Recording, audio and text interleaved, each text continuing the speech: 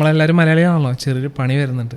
നമ്മുടെ 2025-26 ബജറ്റിൽ financial minister KN Balagopal sir വലിയൊരു പണി തന്നിട്ടുണ്ട്. 15 വർഷത്തിൽ കൂടുതൽ പഴക്കമുള്ള വണ്ടികൾ റീ രജിസ്റ്റർ ചെയ്യുമ്പോൾ 50% ടാക്സ് കൂടാൻ പോവാണ്. പണി മൊത്തം കിട്ടുന്നത് സാധാരണക്കാർക്കാണ്. കയ്യിൽ ക്യാഷ് ഉള്ളവരാണെങ്കിൽ വിൻറ്റേജ് വണ്ടികൾ കളക്ട് ചെയ്യാന്നുള്ള മൂഡിൽ ഈ ഒരു 15 വർഷത്തിൻ്റെ മുകളിൽ കയ്യിൽ വെക്കുള്ളൂ. അല്ലാത്തവർ ഒരു 5 വർഷമൊക്കെ യൂസ് ചെയ്തിട്ട് വിറ്റളയും. തീർച്ചയായും ഒന്ന് ആലോചിച്ച് നോക്കിയാൽ നമ്മുടെ സ്വിഫ്റ്റ് ഫസ്റ്റ് വെർഷൻ അതൊക്കെ 15 വർഷത്തിന് മുകളിലായി already. 2005. Scrapping of vehicles promote ചെയ്യാൻ വേണ്ടിയാണ് ഇവരിത് ഇറക്കുന്നത്. അത് പക്ഷേ ഈ സ്ക്രാപ്പിംഗ് പ്രൊമോട്ട് ചെയ്യണ എന്തിനാണ്? ശരിക്കും എൻവയോൺമെന്റൽ ഫ്രണ്ട്ലി ആക്കാൻ വേണ്ടിയിട്ടാണോ? എൻവയോൺമെന്റൽ ഫ്രണ്ട്ലി ആക്കാനാണെന്നാണ് ഇവർ പറയുന്നത്.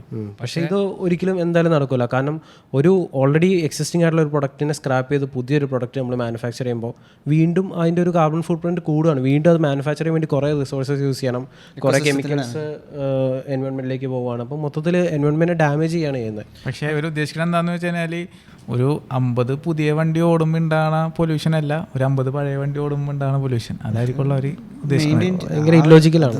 ഗവൺമെന്റ് എക്സ്പെക്ട് ചെയ്യുന്നത് ഏകദേശം 55 കോടി എക്സ്ട്രാ റവന്യൂ ആണ് ഈ 50% ടാക്സ് ഇൻക്രീസിൽ നിന്ന് കിട്ടുന്നത്.